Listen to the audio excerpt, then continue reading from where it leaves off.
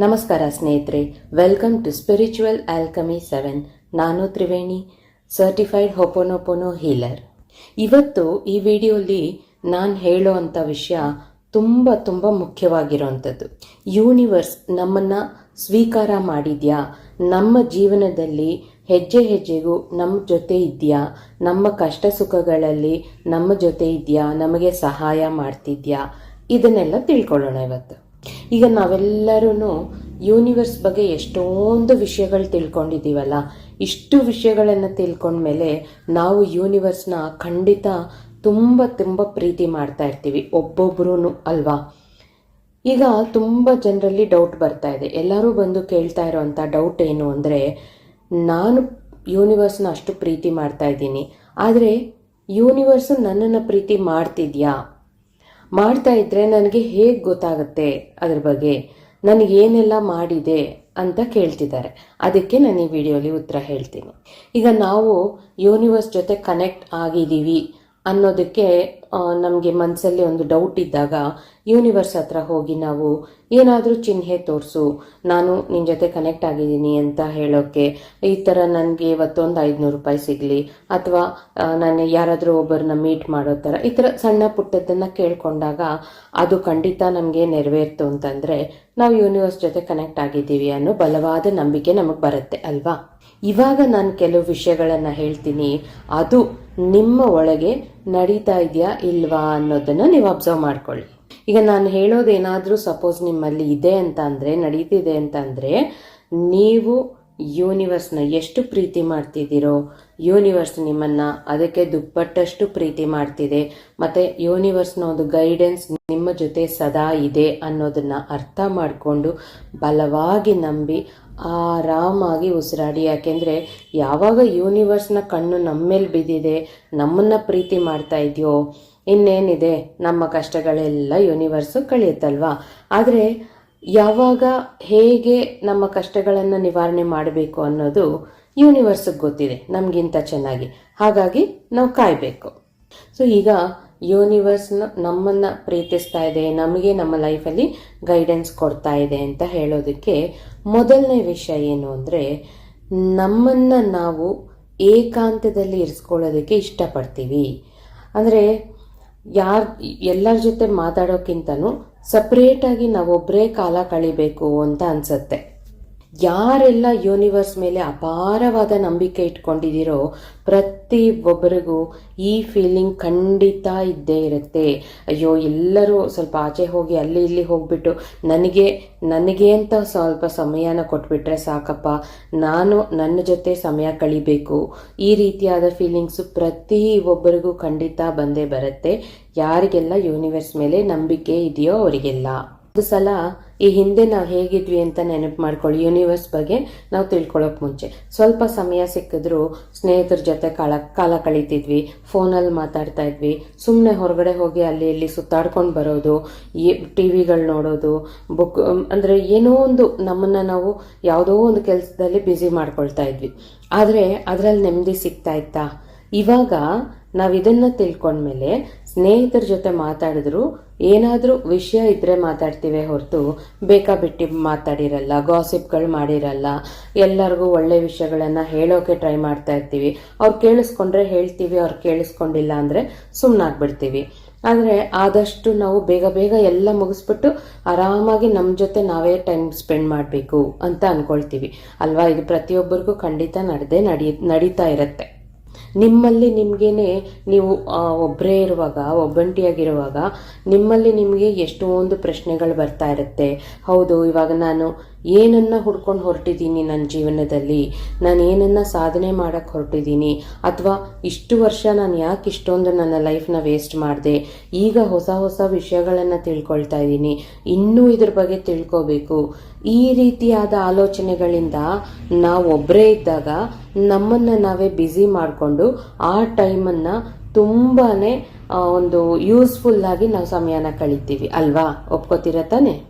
ಅಥವಾ ಏನೂ ಇಲ್ಲ ಅಂದರೂ ಸುಮ್ಮನೆ ಆಕಾಶನ ನೋಡ್ತಾ ಕೂಡ ಕೂತ್ಕೋಬೇಕು ಅಂತ ಅನ್ಸುತ್ತೆ, ನೇಚರ್ನ ಎಂಜಾಯ್ ಮಾಡಬೇಕು ಅಂತ ಅನ್ಸುತ್ತೆ, ನೇಚರ್ ಜೊತೆ ಕಾಲ ಕಳಿಬೇಕು ಅಂತ ಅನ್ಸುತ್ತೆ.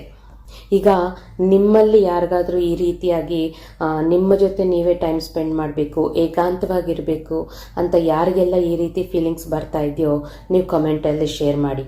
ಆವಾಗ ಬೇರೆಯವ್ರಿಗೂ ಎಲ್ರಿಗೂ ನೋಡಿದಾಗ ಗೊತ್ತಾಗುತ್ತೆ ಎಷ್ಟು ಜನ ಯೂನಿವರ್ಸ್ ಮೇಲೆ ಎಷ್ಟು ನಂಬಿಕೆ ಇಟ್ಟಿದ್ದಾರೆ, ಯೂನಿವರ್ಸ್ ಇವ್ರಿಗೆ ಹೇಗೆಲ್ಲ ಗೈಡೆನ್ಸ್ ಕೊಡ್ತಾ ಇದೆ ಅನ್ನೋದು ಗೊತ್ತಾಗುತ್ತೆ.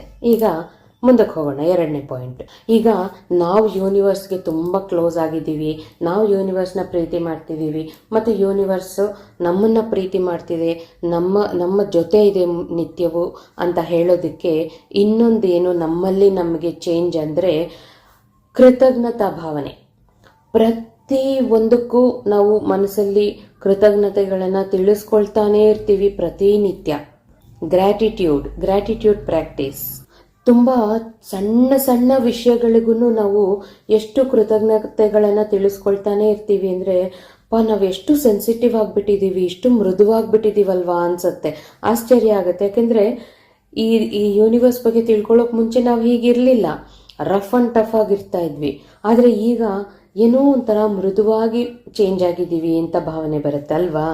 ಮತ್ತು ಸಣ್ಣ ಸಣ್ಣ ವಿಷಯಗಳಿಗೂ ಕಣ್ಣಲ್ಲಿ ನೀರು ಬಂದ್ಬಿಡುತ್ತೆ. ಅದು ಖುಷಿಯಿಂದಾನೇ ಜಾಸ್ತಿ ನಮಗೆ ಕಣ್ಣಲ್ಲಿ ನೀರು ಬರೋದು. ಯಾರಿಗೋ ಏನೋ ಒಳ್ಳೇದು ನಡೀತಾ ಇದೆ ಅದನ್ನು ಕೇಳಿ ನಮ್ಮ ಮನಸ್ಸು ತುಂಬಿ ಬರುತ್ತೆ, ಕಣ್ಣು ತುಂಬಿ ಬರುತ್ತೆ ಆನಂದದಿಂದ ಅಲ್ವಾ. ಎಲ್ಲೋ ರೋಡಲ್ಲಿ ಹೋಗ್ತಾ ಇರ್ತೀವಿ, ಒಂದು ಸುಂದರವಾದ ರೋಸ್ ಅರಳಿರುತ್ತೆ, ಆ ಕಲರ್ ಕೂಡ ತುಂಬ ಸುಂದರವಾಗಿರುತ್ತೆ. ಹೋಗ್ತಾ ನಮ್ಮ ಕಣ್ಣು ಆ ಕಡೆಗೆ ಹೋಗುತ್ತೆ. ಅದನ್ನು ನೋಡಿದ ತಕ್ಷಣ ಏನೋ ಒಂಥರ ಆನಂದ ಕಣ್ಣು ತುಂಬ್ಕೊಂಡ್ಬಿಡುತ್ತೆ. ಈ ರೀತಿ ಆನಂದದಲ್ಲಿ ನಮಗೆ ಹೃದಯ ತುಂಬಿ ಬರ್ತಾ ಇರುತ್ತೆ. ಆಗ ನಾವು ಕೃತಜ್ಞತೆಗಳು ಆಟೋಮೆಟಿಕ್ಕಾಗಿ ಹೇಳ್ಕೊಳ್ತಾನೆ ಇರ್ತೀವಿ ಪ್ರತಿಯೊಂದಕ್ಕೂ. ನಮ್ಮ ಲೈಫಲ್ಲಿ ಸಣ್ಣದಾಗಿ ನಮ್ಗೆ ಇಷ್ಟವಾದ ಐಸ್ ಕ್ರೀಮ್ ತಿಂದಾಗ ಏನೋ ಒಂಥರ ಖುಷಿ, ಆ ಐಸ್ ಕ್ರೀಮ್ಗೆ ಥ್ಯಾಂಕ್ಸ್ ಹೇಳ್ಕೊಳ್ತೀವಿ. ಒಂದು ಸಣ್ಣ ಚಾಕ್ಲೇಟ್ ತಿಂತೀವ, ಅದಕ್ಕೆ ಏನೋ ಒಂಥರ ಮನಸ್ಸಿಗೆ ಖುಷಿ, ಆಗ ಅದಕ್ಕೆ ಕೃತಜ್ಞತೆಗಳನ್ನು ತಿಳಿಸ್ಕೊಳ್ತೀವಿ. ಒಂದು ಕೀಚೈನ್ ತಗೊಂಡ್ವಾ, ತುಂಬ ಇಷ್ಟಪಟ್ಟು ತಗೊಳ್ತೀವ, ಏನೋ ಒಂಥರ ಮನಸ್ಸಿಗೆ ಖುಷಿ, ಅದಕ್ಕೆ ಕೃತಜ್ಞತೆಗಳನ್ನು ಹೇಳ್ಕೊಳ್ತೀವಿ ಅಲ್ವಾ. ಈ ರೀತಿ ಪ್ರತಿಯೊಬ್ಬರಿಗೂ ನಡೀತಾನೆ ಇರುತ್ತಲ್ವಾ. ಮಳೆ ಬಂದರೆ, ಈಗ ಮಳೆಕಾಲ, ಮಳೆ ಬರ್ತಿರುತ್ತಲ್ವಾ, ಆ ಮಳೆ ಬಂದಾಗ ಆ ಮಳೆನ ನೋಡಿದ ತಕ್ಷಣ ನಿಮ್ಮ ಮನಸ್ಸು ನವಿಲು ಥರ ಕುಣಿಯೋಕ್ಕೆ ಶುರು ಮಾಡುತ್ತೆ. ಗರಿ ಬಿಚ್ಕೊಂಡು ನವಿಲು ಹೇಗೆ ಕುಣಿಯುತ್ತೋ ನಿಮ್ಮ ಮನಸ್ಸು ಆ ಥರ ಆ ಮಳೆನ ನೋಡಿ ಏನೋ ಒಂಥರ ಖುಷಿ. ಕಿಟಕಿಯಿಂದ ಅಥವಾ ಬಾಗಿಲಾಚೆ ಹೋಗಿ ಬಾಲ್ಕನಿಲಿ ಅಥವಾ ಮನೆ ಹೊರಗಡೆ ಎಷ್ಟೋ ಹೊತ್ತಾದರೂ ಆ ಮಳೆನ ನೋಡ್ತಾನೆ ಇರಬೇಕು ಅನಿಸುತ್ತೆ. ಏನೇನೋ ಒಂಥರ ಸುಂದರವಾದ ಭಾವನೆಗಳು ಬರುತ್ತೆ, ಕಣ್ಣು ತುಂಬಿಕೊಳ್ಳುತ್ತೆ. ಈ ಥರ ಒಂದು ಸೂಕ್ಷ್ಮವಾಗಿ ನಾವು ಬದಲಾಗಿರ್ತೀವಿ. ಇದೇ ಮಳೆನ ನಾವು ಹುಟ್ಟಿದಾಗಿಂದ ನೋಡ್ತಾ ಬಂದಿದ್ದೀವಿ. ಕೆಲವರಿಗೆ ಮಳೆ ಅಂದರೆ ಇಷ್ಟ ಆಗುತ್ತೆ, ಕೆಲವರಿಗೆ ಮಳೆ ಅಂದರೆ ಇಷ್ಟ ಆಗಲ್ಲ, ಎಲ್ಲ ಒದ್ದೆ ಆಗುತ್ತೆ, ಇಷ್ಟನೇ ಆಗಲ್ಲ ಅಂತ ಬೈಕೊಳ್ತಾ ಇದ್ದಿರ್ತೀವಿ. ಆದರೆ ಈಗ ಯೂನಿವರ್ಸ್ ಬಗ್ಗೆ ತಿಳ್ಕೊಂಡ್ಮೇಲೆ ಆ ಮಳೆ ನಮಗೆ ಏನೋ ಒಂಥರ ಸುಂದರವಾಗಿ ಕಾಣಿಸೋಕೆ ಶುರು ಆಗುತ್ತೆ. ಬರೀ ಮಳೆ ಅಲ್ಲ, ಬಿಸಿಲು ನೋಡಿದಾಗಲೂ ಆ ಸೂರ್ಯನಿಗೆ ನಾವು ಥ್ಯಾಂಕ್ಸ್ ಹೇಳ್ಕೊಳ್ತೀವಿ. ಇಷ್ಟೊಂದು ತಾಪ ಕೊಡ್ತಾ ಇದೆಯಾ, ಥ್ಯಾಂಕ್ ಯು ಸೋ ಮಚ್ ಅಂತ ಹೇಳ್ಕೊಳ್ತೀವಿ. ಥ್ಯಾಂಕ್ಸ್ ಹೇಳಿದಾಗ ಅದು ಕಡಿಮೆ ಆಗುತ್ತೆ ಅಂತ. ಆ ಒಂದು ಅಷ್ಟೊಂದು ಬಿಸಿಲಿಗೂ ನಮಗೆ ಇರಿಟೇಟ್ ಆಗಲ್ಲ, ಖುಷಿ ಆಗುತ್ತೆ. ತಣ್ಣಗೆ ಗಾಳಿ ಬೀಸಿದಾಗ ಏನೋ ಒಂಥರ ಖುಷಿ, ಅದಕ್ಕೂ ಥ್ಯಾಂಕ್ಸ್ ಹೇಳ್ಕೊಳ್ತೀವಿ. ವಾವ್, ಸೂಪರ್, ಥ್ಯಾಂಕ್ಸ್ ಅಂತ ಅಲ್ವಾ. ನೇಚರ್ ಅಂದರೆ ಇದೆ, ಪಂಚಭೂತಗಳಿಗೆ ನಾವು ನಮಗೆ ಗೊತ್ತಿಲ್ಲದೆ ಸ್ಪಂದಿಸ್ತಾ ಇರ್ತೀವಿ. ಆಮೇಲೆ ನಮಗೆ ಯಾರಾದರೂ ಸಹಾಯ ಮಾಡಿಬಿಟ್ರೆ ಅಂತೂ ಆ ಕೃತಜ್ಞತಾ ಭಾವನೆ ಅದು ಎಲ್ಲಿ ಹೃದಯ ಆಳದಿಂದ ಬಂದ್ಬಿಡುತ್ತೋ ನಮಗೆ ಗೊತ್ತಿಲ್ಲದೆ ಬರುತ್ತೆ. ನಾವು ಇದೆಲ್ಲ ತಿಳ್ಕೊಳ್ಳೋಕೆ ಮುಂಚೆ ಯಾರಾದರೂ ನಮ್ಗೆ ಸಹಾಯ ಮಾಡಿದಾಗ ಸುಮ್ಮನೆ ಬಾಯಿ ಮಾತಲ್ಲಿ ಥ್ಯಾಂಕ್ ಯು ಅಂತ ಹೇಳ್ತಿದ್ವಿ. ಆದರೆ ಈಗ ಎಲ್ಲಿಂದ ಬರುತ್ತೆ, ಎಲ್ಲೋ ಒಳಗಿಂದ ಬರುತ್ತೆ, ಮನಸ್ಸಿಂದ ಬರುತ್ತೆ, ಹೃದಯದಿಂದ ಬರುತ್ತೆ ಅಲ್ವಾ. ಒಪ್ಕೊಳ್ತೀರ ತಾನೆ. ಇದು ಯಾಕೆ ಈ ಥರ ನಮಗೆ ಸಣ್ಣ ಪುಟ್ಟದಕ್ಕೂ ಒಂದು ಸಂತೋಷ ಆಗುತ್ತೆ ಅಂದರೆ ನಾವು ನಮ್ಮ ಜೀವನದಲ್ಲಿ ಎಷ್ಟೆಲ್ಲ ಇದೆ ಅನ್ನೋದರ ಅರಿವು ನಮಗೆ ಬಂದಿರುತ್ತೆ. ಯಾಕೆಂದರೆ ಪ್ರತಿಯೊಂದಕ್ಕೂ ನಾವು ಕೃತಜ್ಞತೆಗಳನ್ನು ಸಲ್ಲಿಸ್ತಾ ಇದ್ದೀವಿ. ಆಗ ಯೂನಿವರ್ಸು ಯಾವಾಗ ನಾವು ಹುಟ್ಟಿದಾಗಿಂದ ಇರೋವಂಥ ವಾತಾವರಣನೇ ಈಗ ನಾವು ಅದನ್ನು ನೋಡೋ ದೃಷ್ಟಿ, ಅದನ್ನು ನಾವು ಸ್ವೀಕಾರ ಮಾಡೋ ದೃಷ್ಟಿನೇ ಬೇರೆ ರೀತಿಯಾಗಿ ಬದಲಾಗಿದೆ. ಹಾಗಾಗಿ ನಮಗೆ ಮನಸ್ಸು ತುಂಬಿಕೊಳ್ಳುತ್ತೆ, ಹೃದಯ ತುಂಬಿಕೊಳ್ಳುತ್ತೆ, ಕಣ್ಣು ಕೂಡ ತುಂಬಿಕೊಳ್ಳುತ್ತೆ ಖುಷಿಯಿಂದ.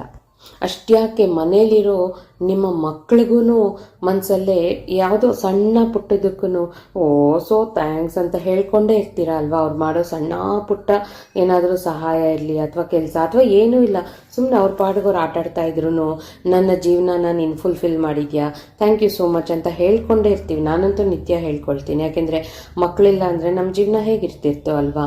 ಹಾಗಾಗಿ ಅವರು ನಮ್ಮ ಲೈಫ್ನ ಕಂಪ್ಲೀಟ್ ಮಾಡಿದ್ದಾರೆ, ಹಾಗಾಗಿ ಅವ್ರಿಗೂ ಥ್ಯಾಂಕ್ಸ್ ಹೇಳ್ಕೊಳ್ಳೋದು.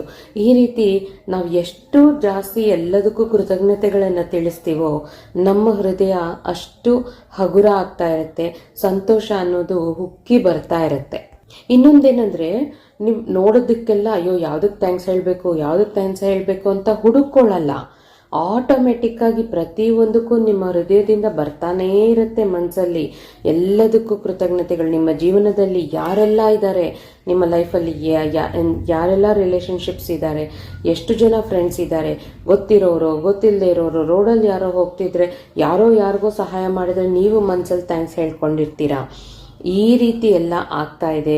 ಗ್ರ್ಯಾಟಿಟ್ಯೂಡನ್ನು ತುಂಬ ಪ್ರಾಕ್ಟೀಸ್ ಮಾಡ್ತಾ ಇದ್ದೀರಾ ಅಂದರೆ ಆಗ ಯೂನಿವರ್ಸ್ ಅಂತೂ ಬೇರೆ ಎಲ್ಲೋ ಎಲ್ಲ ನಿಮ್ಮನ್ನು ಅಂಟ್ಕೊಂಡೇ ಇದೆ, ನಿಮ್ಮ ಮನೆಯಲ್ಲೇ ಇದೆ, ನಿಮ್ಮ ಜೊತೆನೇ ಇದೆ, ನಿಮ್ಮ ಒಳಗೇ ಇದೆ. ಈಗ ಮುಂದಿನ ಪಾಯಿಂಟ್ ಏನು ಅಂದರೆ, ಈ ಯೂನಿವರ್ಸ್ ಯಾವಾಗಲೂ ನಮಗೆ ಗೈಡೆನ್ಸ್ ಕೊಡ್ತಾ ಇದೆ, ನಮ್ಮ ಜೊತೆನೇ ಇದೆ ಅಂತ ತಿಳಿಸೋಕೆ ಮುಂದಿನ ಪಾಯಿಂಟ್ ಏನಪ್ಪ ಅಂತಂದರೆ, ಯಾರೋ ನಮಗೆ ಅವ್ರು ಯಾರು ಅಂತಲೂ ಗೊತ್ತಿರಲ್ಲ ಅಂಥವ್ರು ಕೂಡ ನಮಗೆ ಆಶೀರ್ವಾದ ಕೊಡ್ತಾ ಇರ್ತಾರೆ. ಬ್ಲೆಸ್ಸಿಂಗ್ಸ್ ಅನ್ನೋದು ನಿರಂತರ ಸಿಗ್ತಾನೆ ಇರುತ್ತೆ, ಗೊತ್ತಿರೋರಿಂದ ಗೊತ್ತಿಲ್ಲದೆ ಇರೋರಿಂದ ಎಲ್ಲ ಕಡೆಯಿಂದ ಈ ಆಶೀರ್ವಾದ ಅನ್ನೋದು, ಬ್ಲೆಸ್ಸಿಂಗ್ಸ್ ಅನ್ನೋದು ಸಿಗ್ತಾನೆ ಇರುತ್ತೆ ನಮಗೆ. ನಿಮ್ಮ ಜೀವನದಲ್ಲಿ ಇದೆಲ್ಲ ನಡೆದಿದೆಯೋ ಇಲ್ವೋ ಗೊತ್ತಿಲ್ಲ, ನಡೆದೇ ಇರುತ್ತೆ. ಒಂದ್ಸಲ ಯೋಚನೆ ಮಾಡಿ ನೋಡ್ಕೊಳ್ಳಿ. ನನ್ನ ಜೀವನದಲ್ಲಂತೂ ನಿತ್ಯ ನಡೀತಾ ಇರುತ್ತೆ.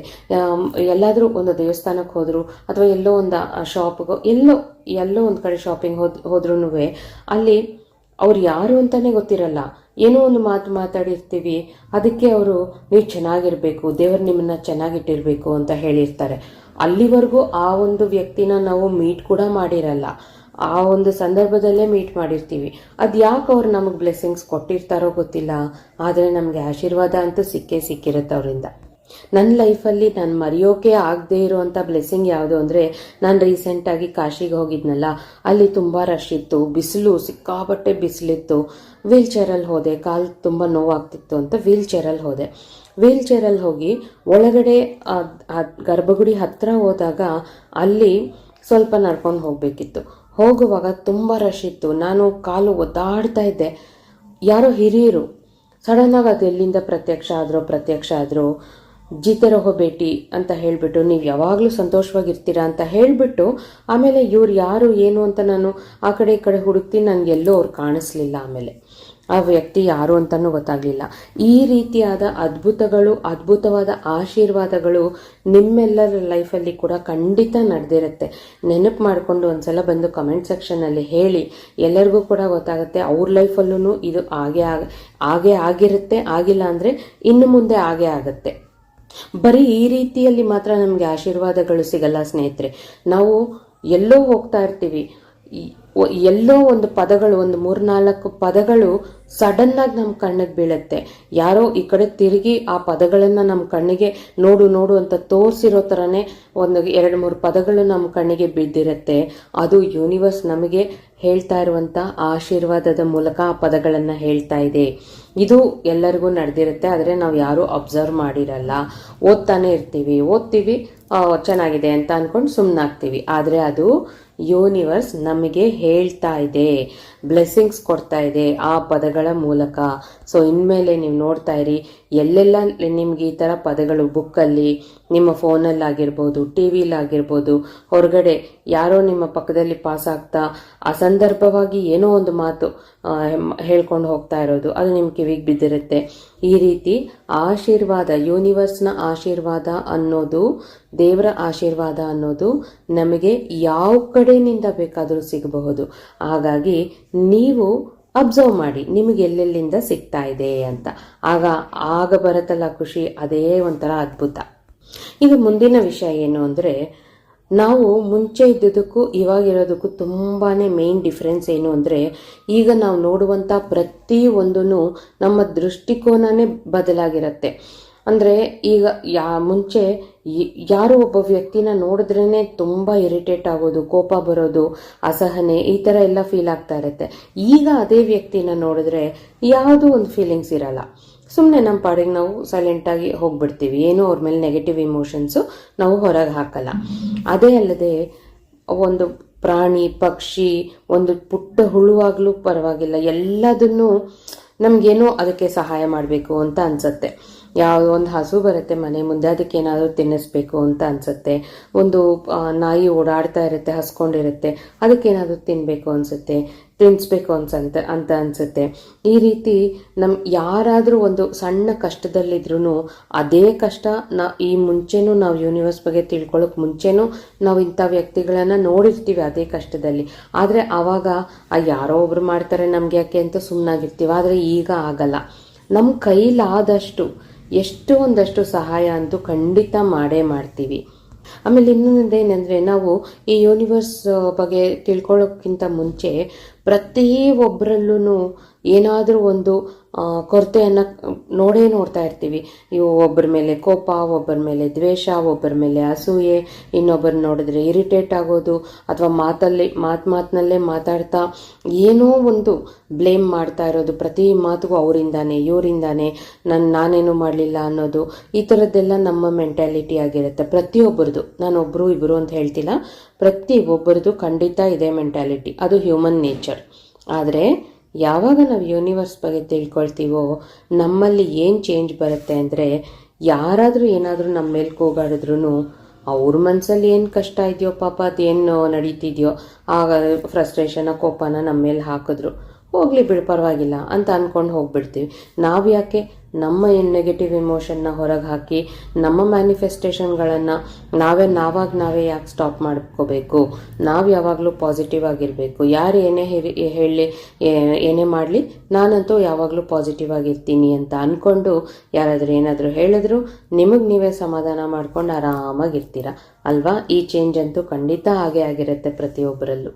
ಆಮೇಲೆ ಇನ್ನೊಂದು ಚೇಂಜ್ ಏನಂದರೆ, ಜಾಸ್ತಿ ಮಾತಾಡೋರು. ನಾನಂತೂ ಸಿಕ್ಕಾಪಟ್ಟೆ ಮಾತಾಡ್ತಾ ಇದ್ದೆ ನಾನ್ ಸ್ಟಾಪ್ ಆಗಿ. ಅದು ಫ್ರೆಂಡ್ಸ್ ಇರಲಿ, ಫ್ಯಾಮಿಲಿ ಇರಲಿ, ಎಲ್ಲೇ ಇರಲಿ, ಎಲ್ಲರೂ ಸೈಲೆಂಟ್ ಆಗಿದ್ರು, ನಾನು ಒಬ್ಬಳೇ ಜೋರಾಗಿ ಮಾತಾಡೋದು, ನಗಿಸೋದು ಹೀಗೆ ಇರ್ತಿದ್ದೆ. ಆದರೆ ಇವಾಗ ಫುಲ್ಲು ಕಡಿಮೆ. ಎಷ್ಟು ಬೇಕೋ ಅಷ್ಟು ಮಾತಾಡ್ತೀನಿ, ಅಷ್ಟೇ ಎಲ್ಲರನ್ನೂ ನಗಿಸ್ತೀನಿ, ಅದೇ ಥರ ಇರ್ತೀನಿ. ಆದರೆ ಬೇಡದೇ ಇರೋದನ್ನೆಲ್ಲ ಕಡಿಮೆ ಮಾಡ್ತೀನಿ. ಎಕ್ಸಾಕ್ಟ್ಲಿ ನೀವೆಲ್ಲ ಕೂಡ ಹಾಗೆ ತಯಾರಾಗಿರ್ತೀರ. ಈಗ ಬೇಕಾಗಿರೋದನ್ನ ಮಾತ್ರ ಮಾತಾಡ್ತಾ ಇರ್ತೀರ, ಬೇಡದೇ ಇರೋದನ್ನ ಖಂಡಿತ ನೀವು ಯಾರೂ ಮಾತಾಡ್ತಾ ಇರಲ್ಲ. ಅದು ನಿಮ್ಮಲ್ಲಿ ನೀವು ಅಬ್ಸರ್ವ್ ಮಾಡ್ಕೊಳ್ಳಿ. ಯಾರಾದರೂ ಕಾಲ್ ಮಾಡಿದ್ರೂ ಅವ್ರ ಜೊತೆ ಕಾಲಲ್ಲಿ ಎಷ್ಟು ಬೇಕೋ ಅಷ್ಟೇ ಮಾತಾಡಿರ್ತೀವಿ. ಇನ್ನೇನು ಅಂತ ಹೇಳಿಬಿಟ್ಟು ಸರಿ ನಂಗೆ ಕೆಲಸ ಇದೆ ಅಂತ ಕಟ್ ಮಾಡಿಬಿಡ್ತೀವಿ. ಅಬ್ಸರ್ವ್ ಮಾಡ್ಕೊಳ್ಳಿ ನಿಮ್ಮನ್ನು ನೀವೇ. ಅಥವಾ ಮನೆಯಲ್ಲಿ ಅಷ್ಟೇ ಬೇರೆಯವ್ರ ಜೊತೆ ಸುಮ್ಮನೆ ಮಾತಾಡ್ತಾ ಇರ್ತೀವಿ, ಅದನ್ನೆಲ್ಲ ಕಟ್ ಮಾಡಿ ಎಷ್ಟು ಬೇಕೋ ಅಷ್ಟು ಮಾತಾಡಿಬಿಟ್ಟು ನಮಗೆ ಟೈಮ್ ಬೇಕು, ನನ್ನ ಜೊತೆ ನಾನು ಕನೆಕ್ಟ್ ಆಗಬೇಕು, ನನಗೆ ನನ್ನ ಒಂದು ಏಕಾಂತ ಅನ್ನೋದು ಬೇಕು ಅನ್ನೋ ಫೀಲಿಂಗ್ ಇರೋದ್ರಿಂದ ನಾವು ಬೇಗ ಎಲ್ಲ ಕೆಲಸಗಳನ್ನು ಮುಗಿಸಿ ನಮ್ಮ ಜೊತೆ ನಾವು ಸಮಯನ ಕಳೆಯೋದಕ್ಕೆ ಶುರು ಮಾಡಿರ್ತೀವಿ. ಆದಷ್ಟು ಎಷ್ಟು ಮುಂಚೆ ಎಷ್ಟು ಮಾತಾಡ್ತಾ ಇದ್ವೋ ಅದರಲ್ಲಿ ಫುಲ್ಲು ಸಿಕ್ಕಾಪಟ್ಟೆ ಕಡಿಮೆ ಮಾಡಿಬಿಟ್ಟಿರ್ತೀವಿ ಇವಾಗ. ಇನ್ನೊಂದು ಅತಿ ಮುಖ್ಯವಾದ ಗುಣ ಏನಿರುತ್ತೆ ನಮ್ಮಲ್ಲಿ ಈಗ ಅಂದರೆ, ಎಲ್ಲರನ್ನು ಕ್ಷಮಿಸೋ ಅಂಥ ಒಂದು ಗುಣ, ಮಹತ್ವವಾದ ಗುಣ. ಯಾವಾಗ ನಾವು ಯೂನಿವರ್ಸ್ ಜೊತೆ ಕನೆಕ್ಟ್ ಆಗಿರ್ತೀವೋ, ಯೂನಿವರ್ಸ್ ನಮ್ಮ ಜೊತೆನೇ ಇರುತ್ತೋ, ಆಗ ನಮಗೆ ಕೋಪ, ಅಸಹನೆ, ಇಂಥ ನೆಗೆಟಿವ್ ಇಮೋಷನ್ಸ್ ಬರೋದೇ ಇಲ್ಲ. ಈ ನೆಗೆಟಿವ್ ಇಮೋಷನ್ಸ್ ಬಂದಿಲ್ಲ ಅಂದರೆ ಏನಾಗುತ್ತೆ, ನಮ್ಮನ್ನು ಯಾರಾದರೂ ಒಂದು ಮಾತಂದ್ರೂ ನಮಗೆ ಕೋಪ ಅನ್ನೋದು ಬರೋದೇ ಇಲ್ಲ. ನಾವು ತಿರುಗಿ ರಿಯಾಕ್ಟ್ ಮಾಡಲ್ಲ, ಅವ್ರನ್ನ ಅಲ್ಲಿಗೆ ಕ್ಷಮಿಸ್ಬಿಡ್ತೀವಿ. ಹೋದರೆ ಹೋಗಲಿ, ಅವರು ಒಂದು ಮಾತಂದರೆ ಏನಂತೆ, ಅವ್ರ ನೆಗೆಟಿವಿಟಿ ಅವರಲ್ಲಿರುತ್ತೆ, ನಾವು ಚೆನ್ನಾಗಿರೋಣ, ಈ ರೀತಿಯಾದ ಒಂದು ಫೀಲಿಂಗ್ ಬಂದ್ಬಿಡುತ್ತೆ. ಅದು ಗಂಡನೇ ಆಗಿರಲಿ, ಹೆಂಡತಿ ಆಗಿರಲಿ, ಅತ್ತೆ ಆಗಿರಲಿ, ಮಾವ ಆಗಿರಲಿ, ಮಕ್ಕಳೇ ಆಗಿರಲಿ. ಮಕ್ಕಳು ಗಲಾಟೆ ಮಾಡುವಂಥ ಮಕ್ಕಳನ್ನು ಕೂಡ ನೀವು ಕ್ಷಮೆ ಮಾಡ್ತಾ ಹೋಗ್ತೀರಾ. ಕೂಗಾಡಲ್ಲ, ರೇಗಾಡಲ್ಲ, ಬೈಯಲ್ಲ, ಹೊಡೆಯಲ್ಲ. ಈ ರೀತಿಯಾದ ಒಂದು ಚೇಂಜ್ ಕೂಡ ನಿಮ್ಮಲ್ಲಿ ಖಂಡಿತ ಬಂದಿರುತ್ತೆ. ಬಂದಿಲ್ಲ ಅಂದರೆ ಇನ್ಮೇಲೆ ನೀವೇ ಚೇಂಜ್ ಆಗಿ. ಯಾಕೆ ಅಂದರೆ ಇದು ತುಂಬ ಇಂಪಾರ್ಟೆಂಟು. ಈ ಕ್ಷಮಿಸೋ ಗುಣ ಏನಿದೆ ಅದು ಇಮ್ಮಿಡಿಯೇಟಾಗಿ ನಮ್ಮ ಫ್ರೀಕ್ವೆನ್ಸಿನ ತುಂಬ ಹೈ ಲೆವೆಲಲ್ಲಿ ಇಟ್ಟಿರುತ್ತೆ. ಯಾವಾಗ ನಮ್ಮ ವೈಬ್ರೇಷನ್ನು, ನಮ್ಮ ಫ್ರೀಕ್ವೆನ್ಸಿ ಹೈ ಲೆವೆಲಲ್ಲಿ ಇರುತ್ತೋ ಆಗ ನಾವು ಏನೇನು ಅಂದ್ಕೊಳ್ತೀವೋ ಅದು ನಮ್ಮ ಲೈಫ್ಗೆ ಬರ್ತಾ ಹೋಗ್ತಾ ಇರುತ್ತೆ. ನಮ್ಮಲ್ಲಿ ಒಂದು ಕರುಣೆ, ದಯೆ ಅನ್ನೋ ಗುಣ ಹೈಲೈಟ್ ಆಗಿರುತ್ತೆ ಯೂನಿವರ್ಸ್ ಜೊತೆ ಕನೆಕ್ಟ್ ಆದಮೇಲೆ. ಆದ್ದರಿಂದ ಯಾರು ಏನೇ ಹೇಳಿದ್ರು ನಾವು ಅವ್ರನ್ನ ಕ್ಷಮಿಸ್ತಾ ಹೋಗ್ತೀವಿ. ಈ ರೀತಿ ಕ್ಷಮಿಸ್ತಾ ಹೋದಷ್ಟು ನಮಗೆ ಒಳ್ಳೇದಾಗ್ತಾ ಇರುತ್ತೆ. ಇನ್ನೊಂದು ವಿಷಯ ಏನು ಅಂದರೆ ಅನ್ಕಂಡೀಷನಲ್ ಲವ್. ಅಂದರೆ ಯಾರು ಏನೇ ಕೇಳದೆ ಇರಲಿ, ನಮಗೆ ಅವ್ರಿಗೆ ಎಷ್ಟು ಕೊಡೋಕ್ಕಾಗುತ್ತೋ ಅಷ್ಟು ಕೊಡ್ತಾ ಹೋಗ್ತೀವಿ. ಅದು ಪ್ರೀತಿ ಇರ್ಬೋದು ಅಥವಾ ಬೇರೆ ಏನಾದರೂ ಇರ್ಬೋದು. ರೋಡಲ್ಲಿ ಯಾರೋ ಹೋಗ್ತಿದ್ರು ಅವ್ರ ಮೇಲೆ ನಮಗೆ ಪ್ರೀತಿ ಇರುತ್ತೆ. ಅಂದರೆ ನಮ್ಮ ಒಳಗೆ ಆ ಪ್ರೀತಿ ಅನ್ನೋದು ಅಷ್ಟು ಉಕ್ಕಿ ಹರಿತಾ ಇರುತ್ತೆ. ಈ ಕ್ಷಮಾಗುಣ ಎಷ್ಟು ನಮ್ಮ ವೈಬ್ರೇಷನ್ ಹೈ ಮಾಡುತ್ತೋ, ಈ ಪ್ರೀತಿ ಅನ್ನೋದು ನಮ್ಮಲ್ಲಿ ಜಾಸ್ತಿ ಇದ್ದಾಗಲೂ ನಮ್ಮ ವೈಬ್ರೇಷನ್ ಇನ್ಸ್ಟೆಂಟಾಗಿ ಜಾಸ್ತಿ ಆಗ್ತಾ ಇರುತ್ತೆ. ಎಷ್ಟು ಜಾಸ್ತಿ ಎಲ್ಲರನ್ನೂ ಪ್ರೀತಿ ಮಾಡ್ತಿರೋ ಅಷ್ಟು ನಿಮ್ಮ ವೈಬ್ರೇಷನ್ ಹೈ ಲೆವೆಲಲ್ಲಿರುತ್ತೆ. ಆ್ಯಕ್ಚುಲಿ ಯೂನಿವರ್ಸ್ನ ನಂಬೋಕ್ಕೆ ಶುರು ಮಾಡಿದ್ಮೇಲೆ ಎಲ್ಲರೂ ಹಾಗೆ ನಾವು ತಯಾರಾಗಿರ್ತೀವಿ. ಎಲ್ಲರನ್ನೂ ಪ್ರೀತಿ ಮಾಡ್ತಾ ಇರ್ತೀವಿ. ಯಾರಾದರೂ ನಮ್ಮ ಮೇಲೆ ಕೆಟ್ಟದು ಬಯಸ್ತಾ ಇದ್ದಾರೆ ಅಂತ ಗೊತ್ತಿದ್ರೂ ಅವ್ರ ಹತ್ರ ಕೂಡ ನಾವು ಪ್ರೀತಿಯಿಂದನೇ ಇರ್ತೀವಿ, ನಿಸ್ವಾರ್ಥದಿಂದ. ನಮ್ಮ ಒಳಗೆ ಅವರಿಂದ ಏನೋ ಬೇಕು ಅನ್ನೋ ಎಕ್ಸ್ಪೆಕ್ಟೇಷನ್ಸ್ ಖಂಡಿತ ಇರಲ್ಲ. ವಿತೌಟ್ ಎನಿ ಎಕ್ಸ್ಪೆಕ್ಟೇಷನ್ಸ್ ನಾವು ಎಲ್ಲರನ್ನೂ ಪ್ರೀತಿ ಮಾಡ್ತಾ ಹೋಗ್ತೀವಿ. ಪ್ರೀತಿ ಅನ್ನೋದು ಕೊಡ್ತಾ ಹೋಗ್ತೀವಿ. ಅದು ಒಂದು ಸಹಾಯದ ರೂಪದಲ್ಲಾಗಿರಬಹುದು ಅಥವಾ ಒಂದು ಒಳ್ಳೆ ಮಾತುಗಳ ರೂಪದಲ್ಲಾಗಿರಬಹುದು. ಯಾವುದೋ ಒಂದು ರೂಪದಲ್ಲಿ ಪ್ರೀತಿ ಅನ್ನೋದನ್ನ ಕೊಡ್ತಾನೆ ಇರ್ತೀವಿ. ಅಷ್ಟೇ ಅಲ್ಲ, ಅನ್ನದಾನಗಳನ್ನು ಮಾಡೋಕೆ ಶುರು ಮಾಡ್ತೀವಿ. ಅಥವಾ ಎಲ್ಲಾದರೂ ಸರ್ವಿಸ್ ನಮ್ಮ ಕೈಯಲ್ಲಿ ಎಲ್ಲಿ ಯಾವ ಕಡೆ ಎಷ್ಟು ಸಹಾಯ ಮಾಡೋಕ್ಕಾಗುತ್ತೋ ಅಷ್ಟನ್ನು ನಾವು ಖಂಡಿತ ಮಾಡೇ ಮಾಡ್ತೀವಿ. ಹೇಗೆ ಅಂದರೆ ಓಡ್ ಹೋಗಿ ಸಹಾಯ ಮಾಡೋದು ಅಂತೀವಲ್ಲ, ಆ ಥರ. ಅಂದರೆ ಅವರಿಂದ ಏನು ಎಕ್ಸ್ಪೆಕ್ಟ್ ಮಾಡದೆ ನಮ್ಮ ಕಡೆಯಿಂದ ಎಷ್ಟು ಸಹಾಯ ಮಾಡೋಕ್ಕಾಗುತ್ತೋ ಅಷ್ಟು. ಸೊ ಆ ಸಹಾಯದ ಮೂಲಕ ನಮ್ಮ ಪ್ರೀತಿನ ವ್ಯಕ್ತಪಡಿಸಿರ್ತೀವಿ. ಆಗ ನಮ್ಮ ವೈಬ್ರೇಷನ್ ಇಮ್ಮಿಡಿಯೇಟಾಗಿ ಫುಲ್ ಹೈಯಲ್ಲಿರುತ್ತೆ. ಆಗ ನಮಗೆ ಯೂನಿವರ್ಸನ್ನು ನಾವು ಇದು ಬೇಕು ಅಂತ ಕೇಳೋ ಅವಶ್ಯಕತೆನೇ ಇರಲ್ಲ, ಅಷ್ಟರಲ್ಲೇ ಕೊಡ್ತಾ ಇರುತ್ತೆ ಅದು. ಇನ್ನೊಂದು ವಿಷಯ ಏನು ಅಂದರೆ, ಏನೋ ಹೊಸದಾಗಿ ಇನ್ನೂ ತಿಳ್ಕೋಬೇಕು ಅನ್ನೋ ಒಂದು ಉತ್ಸಾಹ ನಮ್ಮಲ್ಲಿ ಜಾಸ್ತಿ ಆಗುತ್ತೆ. ಬುಕ್ಸ್ಗಳು ಓದೋದು ಅಥವಾ ಇನ್ನೂ ಎಲ್ಲಾದರೂ ಮಾಹಿತಿಗಳನ್ನು ತಿಳ್ಕೊಳ್ಳೋದು, ಗೊತ್ತಿರೋರ ಹತ್ರ ಕೇಳ್ಕೊಳ್ಳೋದು, ಎಲ್ಲಾದರೂ ಗುರುಗಳು ಸಿಗ್ತಾರಾ ಅಂತ ನೋಡಿ ಅವ್ರ ಹತ್ರ ಹೋಗಿ ತಿಳ್ಕೊಳ್ಳೋದು. ಈ ರೀತಿ ನಮ್ಮ ನಾಲೆಡ್ಜನ್ನು ನಾವು ಜಾಸ್ತಿ ಮಾಡ್ಕೊಳ್ತಾನೆ ಇರ್ತೀವಿ ನಿರಂತರ. ನಮಗೆ ಅದರಲ್ಲಿ ಎಷ್ಟು ಒಂದು ಸಂತೋಷ ಸಿಗುತ್ತೆ ಅಂದರೆ ಅದು ಹೇಳ್ಕೊಳ್ಳೋಕ್ಕೆ ಆಗಲ್ಲ. ಆ ರೀತಿ ಅಂದರೆ ನಮಗಿಷ್ಟವಾದ ಸಬ್ಜೆಕ್ಟಲ್ಲಿ ಈಗ ಯೂನಿವರ್ಸ್ ಬಗ್ಗೆ, ಮ್ಯಾನಿಫೆಸ್ಟೇಷನ್ಸ್ ಬಗ್ಗೆ ಇದರಲ್ಲಿ ನಮ್ಗೆ ಇಂಟ್ರೆಸ್ಟ್ ಇತ್ತು ಅಂದರೆ ಇದ್ರ ಬಗ್ಗೆನೇ ನಾವು ತುಂಬ ತುಂಬ ತುಂಬ ತಿಳ್ಕೊಳ್ಳೋಕ್ಕೆ ಶುರು ಮಾಡ್ತೀವಿ. ಅಥವಾ ನಮಗೆ ಭಗವದ್ಗೀತೆ, ನಮ್ಮ ವೇದ ಪುರಾಣಗಳು, ಶಿವಪುರಾಣ, ಈ ರೀತಿಯಾದ ನಮ್ಮ ದೇವರಿಗೆ ಕನೆಕ್ಟ್ ಆಗಿರುವಂಥ ಪುರಾಣಗಳು, ಇದನ್ನೆಲ್ಲ ಓದೋಕ್ಕೆ ಶುರು ಮಾಡ್ತೀವಿ. ಇನ್ನಷ್ಟು ಅದ್ರ ಬಗ್ಗೆ ತಿಳ್ಕೊಳ್ಳೋಕ್ಕೆ ಶುರು ಮಾಡ್ತೀವಿ. ಇದನ್ನೆಲ್ಲ ಮಾಡ್ತಾ ಇದ್ದೀವಿ ಅಂದರೆ ನಾವು ಯೂನಿವರ್ಸ್ ಜೊತೆ ಕನೆಕ್ಟ್ ಆಗಿದ್ದೀವಿ. ಯೂನಿವರ್ಸ್ನ ಗೈಡೆನ್ಸ್ ನಮ್ಮ ಮೇಲೆ ಸದಾ ಇದೆ ಅಂತ. ಸೊ ಈಗ ನಿಮ್ಮ ಕೆಲಸ ಏನು? ನಾನು ಹೇಳಿರುವಂಥ ಈ ಎಲ್ಲ ಗುಣಗಳು ನಿಮ್ಮಲ್ಲಿದೆಯಾ ಅಂತ ನೋಡ್ಕೊಳ್ಳಿ. ನಿಮ್ಮಲ್ಲೇನಾದರೂ ಈ ಥರ ಗುಣಗಳಿದೆ ಅಂದರೆ ವಾವ್, ಸಕ್ಸಸ್ಫುಲ್. ನೀವು ಯೂನಿವರ್ಸ್ ಜೊತೆ ತುಂಬ ಸ್ಟ್ರಾಂಗ್ ಆಗಿ ಕನೆಕ್ಟ್ ಆಗಿದ್ದೀರಾ. ಮತ್ತು ಯೂನಿವರ್ಸ್ನ ಗೈಡೆನ್ಸ್ ಯಾವಾಗಲೂ ನಿಮ್ಮ ಜೊತೆ ಇದೆ. ಯೂನಿವರ್ಸೇ ಬೇರೆ ಎಲ್ಲೂ ಇಲ್ಲ, ನಿಮ್ಮ ಒಳಗೇನೆ ಇದೆ, ನಿಮ್ಮ ಜೊತೆನೇ ಪ್ರಯಾಣ ಮಾಡ್ತಾ ಇದೆ. ಹಾಗಾಗಿ ನೀವು ಯೂನಿವರ್ಸ್ ಜೊತೆ ಸುಖವಾಗಿ, ಸಂತೋಷವಾಗಿ, ಆರಾಮಾಗಿ, ಆರೋಗ್ಯವಾಗಿ, ಅಷ್ಟೈಶ್ವರ್ಯಗಳಿಂದ ಇರಬೇಕು ಅಂತ ಕೇಳ್ಕೊಳ್ತಾ ಇಲ್ಲಿಗೆ ನನ್ನ ಮಾತುಗಳನ್ನು ಮುಗಿಸ್ತಾ ಇದ್ದೀನಿ ಸ್ನೇಹಿತರೆ. ಮತ್ತೆ ಮುಂದಿನ ವಿಡಿಯೋಲಿ ಭೇಟಿ ಮಾಡೋಣ. ಇಷ್ಟೊತ್ತು ನನ್ನ ಮಾತುಗಳನ್ನು ತಾಳ್ಮೆಯಿಂದ ಕೇಳಿದ ಪ್ರತಿಯೊಬ್ಬರಿಗೂ ನನ್ನ ತುಂಬು ಹೃದಯದ ಧನ್ಯವಾದಗಳು ಸ್ನೇಹಿತರೆ.